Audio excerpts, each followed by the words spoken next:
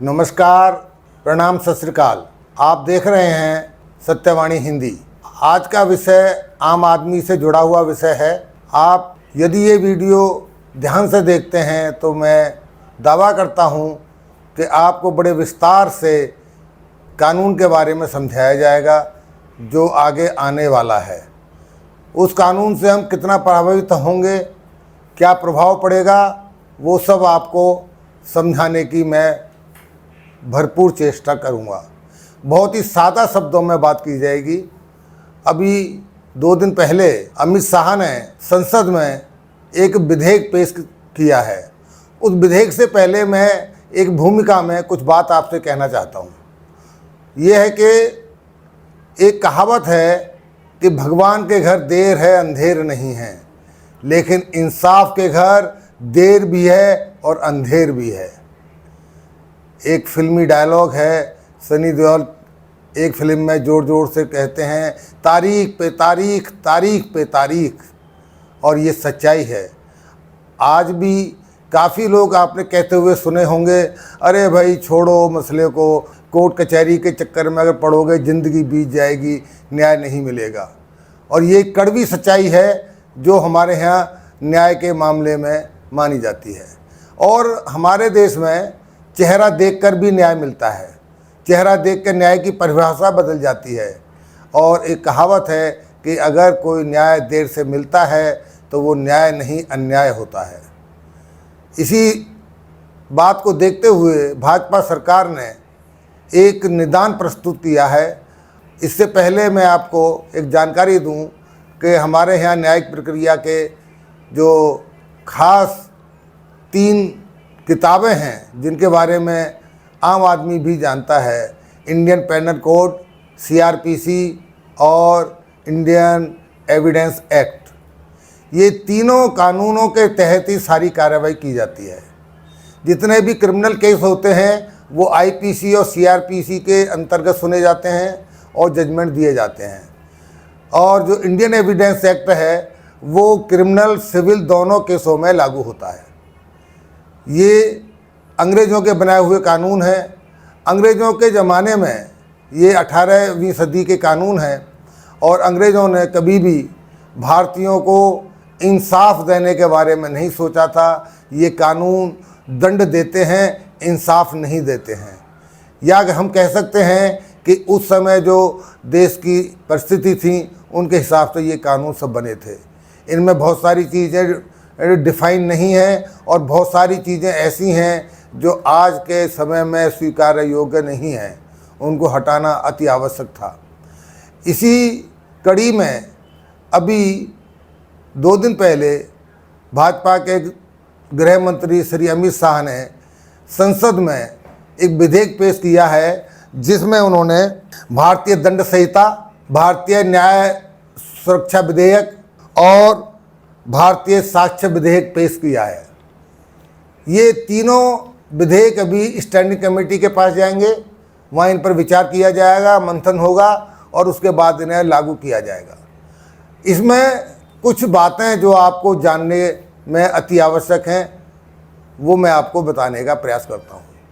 एक बात में हम एक शब्द इस्तेमाल करते हैं कि वो आदमी बहुत 420 है।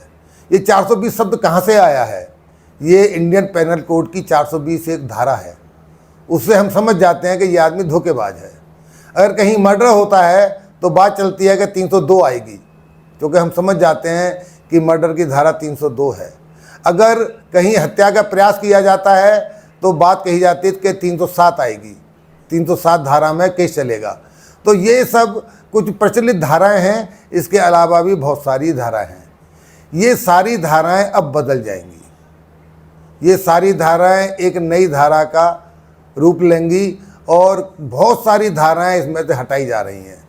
जैसे कि अभी मैं आपको बता दूं कि 420 जो धारा है वो 316 बन जाएगी और 302 धारा है वो 99 बन जाएगी। 307 की धारा 107 हो जाएगी, 376 की धारा 63 बन जाएगी। इसी प्रकार 120 बी बड़ी पॉपुलर धारा है जो किसी साजिश के तहत कोई क्राइम अगर किया जाता है तो वहाँ 120 भी लगती है, वो धारा बदल के 61 हो जाएगी। और 124 की धारा, ये बड़ी इंपॉर्टेंट धारा है, ये इस पर सुप्रीम कोर्ट कई बार इसको रिपील करने के लिए कह चुका है।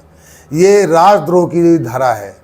इस धारा को रिपील करने के लिए संसद ने भी माना था, लेकिन इसमें क्या किया गया है कि इस धारा को पुनर्परिभाषित किया गया है और इस धारा ने एक नया नंबर लिया है और वो होगा 150। इसमें गैंग रेप की सारी सजाएं बदल दी गई हैं। गैंग रेप में कम से कम 20 साल की कैद और फांसी तक हो सकती है, और अगर नाबालिग है और उसके साथ गैंग रेप हुआ है या उसके प्राइवेट पार्ट से छेड़छाड़ हुई है तो फांसी तक का प्रावधान किया गया है। इसके साथ साथ आतंकवाद के नाम पर हमारे देश में कई कानून बनाए गए, जैसे टाडा भी आया, पोटा भी आया, पर वो दोनों ख़त्म करने पड़े। उसका एक बहुत बड़ा कारण था, क्योंकि वो आतंकवाद हमारे कानूनी किताबों में कहीं भी परिभाषित नहीं है। जब एक क्राइम परिभाषित ही नहीं है तो उसके ऊपर आप किसी भी धारा में सज़ा कैसे दे सकते हैं। तो यहाँ पर अब ये जो नए कानून आ रहे हैं, इसमें आतंकवाद को बहुत ही बृहद रूप से परिभाषित किया गया है।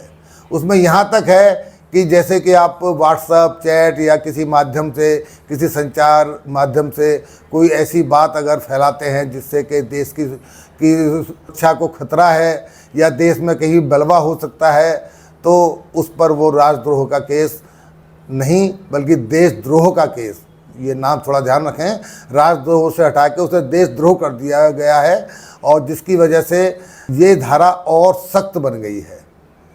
इसमें जो सेडिटेशन लॉ था वो शब्द प्रयोग नहीं किए गए हैं, दूसरे शब्द प्रयोग किए गए हैं, और कहा गया है कि जिससे देश की सुरक्षा को खतरा हो, जिससे देश में अलगाववाद पैदा होता हो, जिसमें देश की अखंडता के लिए कोई खतरा हो, वो सब इस धारा के अंतर्गत सुने जाएंगे और इसको परिभाषित किया गया है। इसी में और एक प्रावधान किया गया है कि आपने देखा होगा कि बहुत सारी सरकारें, राज्य सरकारें अपने हिसाब से किसी भी व्यक्ति की सजाएं माफ़ कर देती हैं, यहाँ तक कि कई बार आतंकवादियों को छोड़ दिया जाता है। इसमें भी काफ़ी सुधार किया गया है, और यहाँ कहा गया है कि अगर किसी को फांसी की सज़ा हुई है तो वो ज़्यादा से ज़्यादा 20 साल की कैद में ही कन्वर्ट हो सकती है, उसको सज़ा माफ़ नहीं की जा सकती। और आजीवन कारावास की सज़ा अगर पहले 7 साल में अगर उस पर कोई सुनवाई हो पाती है, ठीक है, उसके बाद में वो आजीवन कारावास ही रहेगी, वो 20 साल में कन्वर्ट नहीं होगी। इसी प्रकार ये जो राजद्रोह की धारा है, ये अंग्रेज़ सरकार 1870 में लाई थी, क्योंकि उन्होंने हमारे यहाँ की जो इंडिपेंडेंस मूवमेंट थी उसको कुचलना था, तो उस समय उसकी आवश्यकता उसके हिसाब से थी। आज जो नया कानून आया है, जो या नया कानून लाया जा रहा है, अभी तो स्टैंडिंग कमेटी के पास जाएगा, उसके बाद इस पर काफ़ी बहस और चर्चा की जाएगी, उसके बाद कहीं जाकर ये लागू हो पाएगा। लेकिन इसमें राजद्रोह की जगह देशद्रोह कहते हुए उसको बहुत ही विस्तार से आज के परिप्रेक्ष्य में परिभाषित किया गया है, क्योंकि आज संचार माध्यमों से काफ़ी कुछ ऐसी अफवाहें या इस तरह के संदेश भेजे जाते हैं, वो भी अब देशद्रोह की धारा में जोड़ दिए गए हैं। मॉब लिंचिंग, जहाँ पे असामाजिक तत्व या 50-100 आदमी इकट्ठा होकर किसी भी आदमी को मार देते हैं, इस पर बहुत ही कड़ी सजाओं का प्रावधान किया गया है। इसमें फांसी और आजीवन कारावास की सज़ा प्लस जुर्माना सम्मिलित है। अभी मित्रों ये मामला स्टैंडिंग कमेटी के पास है, लेकिन ये ज़रूर कहा जाएगा कि ये एक सराहनीय कदम है, और इसमें कुछ और भी प्रावधान हैं, जैसे कि एक विशेष प्रावधान जो मैं अब आपको बताने जा रहा हूँ वो ये है कि कोई भी क्रिमिनल FIR जो दर्ज की जाएगी बिना फॉरेंसिक और डिजिटल एविडेंस के बिना नहीं की जाएगी, और 90 दिन के अंदर चार्जशीट दाखिल करनी पड़ेगी। 90 दिन के बाद में 90 दिन और दिए जा सकते हैं कोर्ट के द्वारा, और 30 दिन में ट्रायल पूरा करना पड़ेगा। 7 दिन में जो भी जजमेंट है वो ऑनलाइन अपडेट करना पड़ेगा कोर्ट को, यानी कि ई ट्रायल किया जाएगा। इसमें अब कुछ समस्याओं का भी आभास हो रहा है, जैसे कि कोई भी एफआईआर बिना डिजिटल वीडियोग्राफी के, जैसे कहीं कुछ जब्ती की जाती है या सर्च की जाती है, उसका पूरा डिजिटल रिकॉर्ड होना चाहिए। किसी व्यक्ति का बयान लिया जा रहा है, उसका पूरा डिजिटल रिकॉर्ड होना चाहिए, उसकी फॉरेंसिक जांच होनी चाहिए, वो भी रिपोर्ट साथ में होगी, तभी कोर्ट उसको स्वीकार करेगा। और उसमें डे बाय डे सुनवाई करते हुए 30 दिन में उसका फैसला करना पड़ेगा। ये अभी असंभव सा दिख रहा है, क्योंकि लाखों करोड़ों केस अभी लंबित हैं कोर्टों में। ये कैसे हो पाएगा ये तो आने वाला समय बताएगा, लेकिन सोच और पहल बहुत अच्छी है। और इसमें एक प्रावधान है कि हमारे यहाँ अभी तक क्या होता था कि जो भगोड़े देश से बाहर भाग गए हैं, जैसे कि नीरव मोदी है, माल्या है या चौकसी है, तो उन लोगों पर हमारे कानून वहाँ लागू नहीं होते, और उनकी एब्सेंस में जो कानूनी कार्रवाई है वो बंद हो जाती है। और अगर कानूनी कार्रवाई चलती भी रहे तो जब भी वो आदमी वापस आता है तो सारे एविडेंस को, सारे विटनेस को फिर से बुलाया जाता है। इस बीच में काफ़ी विटनेस की डेथ हो जाती है और मामला आरोपी के पक्ष में चला जाता है।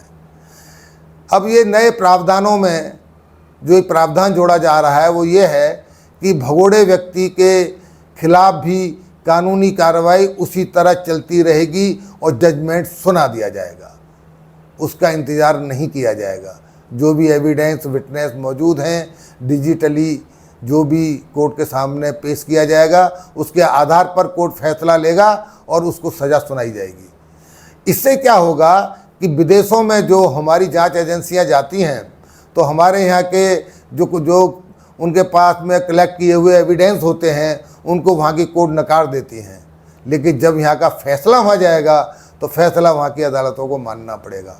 तो इस तरह से काफ़ी अब सख्ती के कानून आने वाले हैं।